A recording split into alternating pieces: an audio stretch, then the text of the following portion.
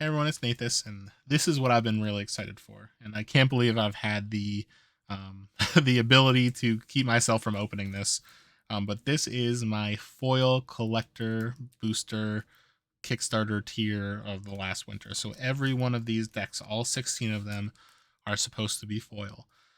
So basically, the only designator that happened to really show that this was the foil booster is this Postix. I think I remember looking at like the UPC and things like that, and there was nothing else on here that really showed that this would be foil.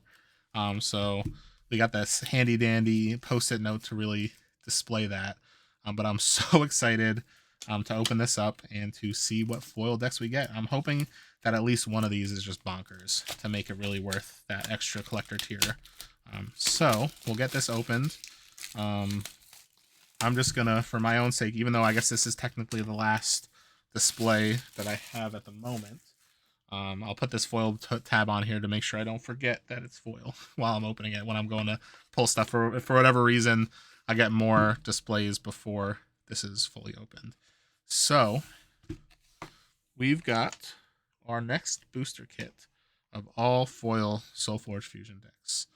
So again, all that really designated that was that post-it. So I'm hoping that this is accurate. So let's pull this open. Yes, we've got shiny cards. That's really exciting. So just before I open these, you could really see that collector shine. Now, granted, playing these online, there's going to be, I don't think, any real designator that shows it. So this is kind of an in-person flex, but I know the in-person community hasn't been as active lately, at least locally for me. So I'm hoping that I'll find some that are worth playing online and maybe one that's worth playing at Worlds. So let's start with our Aloyan. I'm blinded by that reflection. Not actually, but again, I've just been really excited to open these.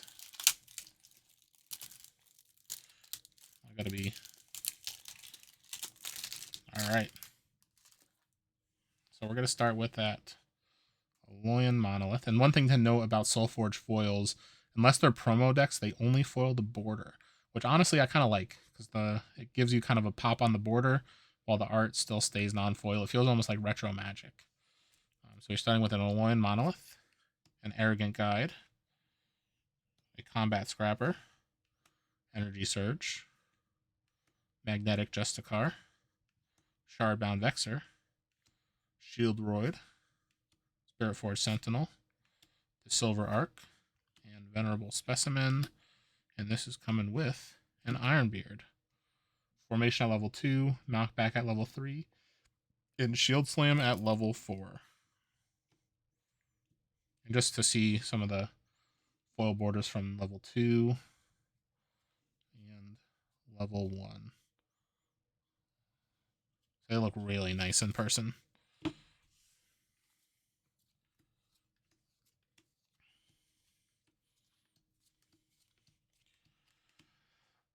So I will say that this list doesn't really do anything for me right off the bat. We've got Energy Surge, which could upgrade cards. We've got a Alolan Monolith, which could upgrade cards. We've got 2 Exalts with the Exalted Shield Roid. Venerable Specimen, I feel like, is just not as great of a specimen that you could have. Shardbound Vexer doesn't really have anything to really like push value out of it in this specific list. We do have the Spiritforge Sentinel with really the only minion that we have out of here is Energy Surge. And Magnetic Justicar could be interesting as like almost exalted suppression by moving something out of a lane with an exalted creature. So maybe that could have a little bit of benefit. But overall, I don't think there's anything in this list that I'm like, man, I really need to play it. So we will see what the rest of the pool looks like. But I feel like if I was playing this in sealed, I'd probably just immediately be like, I'm not even going to consider this one, which is not great practice, but I feel like there's just not much that excites me out of that list. So next, we're going to go to our Tempest.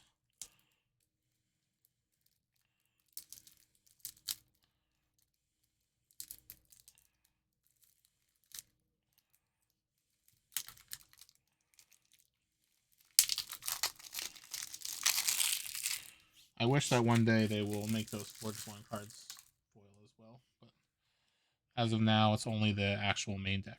So I got Artist the Butcher, Aether Tap. I feel like I haven't opened this one physically yet, but this is a card I love. It's such a strong card. Basically, give a creature attack if it's in a lane with an Exalt. You basically get Spell Sprites or Spell Swarms. Such a strong card. Charger Mammoth, Echoing Rager, Mount of Heroes, Nargoth Commander, Sparking Smash Fist, Stampeding Mongosaur, Stoneskin, Wildfire Maiden, and a Korok with Deep Burn at level 2, Blast Wave at level 3, and Stronghold at level 4.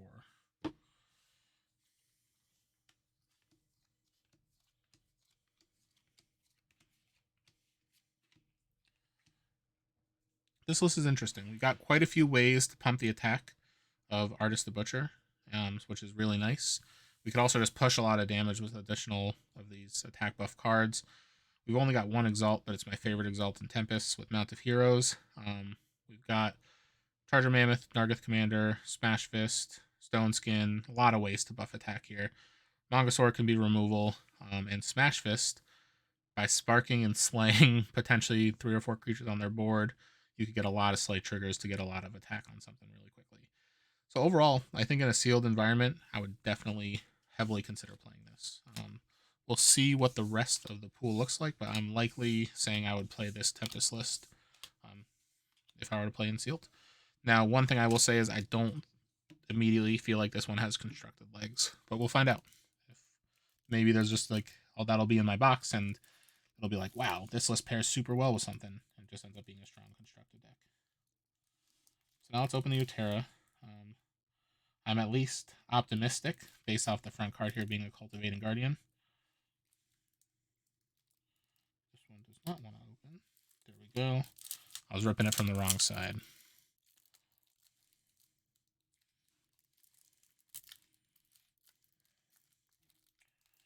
So I wonder, what factions does everyone think maybe look the best with that foil border? Or maybe they all look the same. I personally really like seeing the Necreum lists and the Utera lists in a foil border myself. Although, I guess really a strong list in the foil border is my favorite thing. We got a Cultivating Guardian, Druid's Chant, Enduring Ties. Oh, I haven't opened one of these yet. This is sick. All right, so this makes Ingrained Leafkin that transforms into Rooted Leafkin, and I'm pretty sure this is like the one card that actually kind of deals with Krogius. We got Everflow Eidolon, Lycian Shard, surprise, surprise, Shardplate Behemoth, Shroudthorn Splicer, Tremosaur. We got Uprising Wildman, Venerable Bartok with Oros that has Shapeshift at level 2, Barkskin at level 3, and Deepwood Assault at level 4. Then we've got our Rooted Leafkin, which is this can't gain health except by Enduring Ties. If this would lose any amount of health, instead this loses 1. We've got Ingrained Leafkin. This can't gain life. If this would lose any amount of health, this instead loses 1 health. So one thing I will say, I'm really disappointed that the Soulbinds are not foil. I know a lot of times when they do foil product with SolForge, you might only have one side foil or both sides foil, but for the amount of money that was spent on these foil collector decks, I really would have hoped that the Soulbinds would be foil too. Unfortunately, it looks like they are not. So that's disappointing, but I guess what can you do? But that's one thing that I really wish that on the foiling of things, it was consistent and both sides if it was a 2-sided foil, or even just one side at this point. I would love one side. So I do have a couple one-sided foil cards.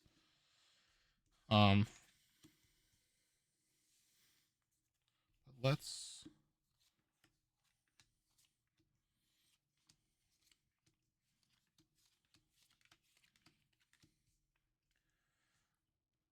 So overall, this Cultivating Guardian could help this list by upgrading some of the cards you might not want to play earlier, and then potentially getting stuff for free. Druid's Chant's always a strong card because it gains you life and attack. Enduring Tides, I think, is a really cool card that I would love to start playing, so I'm happy to actually open one of these. I feel like this isn't necessarily a deck that would really shine in the competitive scene, so I don't think this is something that would do incredibly well against like a Krogius meta list unless you have a really good pair. But the Rooted Leafkin being a potential answer for Krogus is really cool. It just basically sticks around, and they really have to do a lot of effort to deal with it. But overall, Tremorsaur, again, I think is a lot better than I give it credit. Shroudthorn Splicer is always a great card. Being able to Everflow Eidolon, activate, play Shroudthorn Splicer over top of it, or playing an Oakfather over top with Shroudthorn Splicer could be nice. And then Bartok's always a great card too. So we got ways to give breakthrough. We've got ways to pump attack. So overall, like, this one I think would be a great sealed list. Like, I'd be happy to play it in sealed, especially with that Leafkin just clogging up a lane. But I don't think I would play this in a competitive scene. And when I'm opening these foil decks, really I care more about competitive stuff than anything else. But yeah, I'm honestly pretty disappointed about the fact that those Soulbind cards are not foil. But it is what it is. Alright, so we're getting last our Necrium list.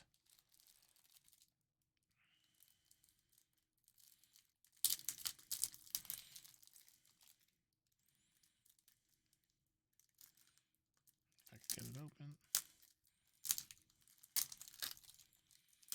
And also, one thing I will point out is I feel like there's a lot of cards that are incredibly grouped, but there's also some abilities that are much more rare than I would hope. Like in Spirited, I think this is now my 4th display. And I also opened, I think, like 40 decks at Fuse Fest, and I've only opened one deck with one Inspirited modifier. So we've got an Ardent Revenant, Dark Pryings, Dark Shaper Savant, Dissipating Spectre, Explosive Demise, Hungering Strike, Betrayer Malicious Virtuoso, Sacrifice Chamber, Spiteful Demon, Vile Deathseeker, with a Cersei, with Cersei's Propaganda at level 2, Sorrow at level 3, and Soul Siphon at level 4.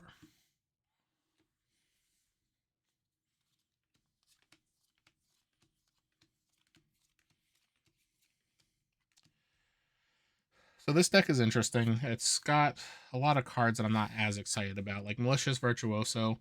Like, I feel like I would be happy with any other malicious creature. Virtuoso is just a betrayer that I'm not always excited about. Spiteful can be interesting, but it's a lot more determined about something being destroyed. So you might not be able to take advantage of it as much as like something like Horrific. But we've got a couple things that synergize off destruction. And we've got the Vile Deathseeker to be able to destroy something, to potentially the Spiteful Demon or the Revenant to then give something -5/-5. But overall, I don't want to be destroying my own creatures in a lot of cases unless I have a lot of minions or something that could keep the board clogged. Sacrifice Chamber is an incredible card, so this is one that I'll always be happy to open. Dark Pryings, I think, is also could be really strong, just for the sake of being able to reanimate stuff. There's not any incredible reanimation targets, though, so overall, I feel like this deck is middle of the line, but I feel like the Tempest Utera combo would probably be my best bet for sealed. Let me know what you think as well. But overall, this was my first foil booster, so all 4 decks were foil. None of them I would say are necessarily competitively viable, but I think that I am quite excited about just having more foil decks, because I think out of all the hundreds and thousands, or not hundreds of thousands, but thousands of decks that I've opened and hundreds of set 2 or 3 decks, I've only opened like 2 or 3 total foil decks myself. So I feel like they're just typically a very hard pull ratio. But overall, I'm very excited about these lists, and I'm hoping that, or I'm very excited about the foil side of these lists. I don't know if I would play any of these competitively, but I'm very happy to open them. So thanks for tuning in, and tune in next time for another all foil booster opening.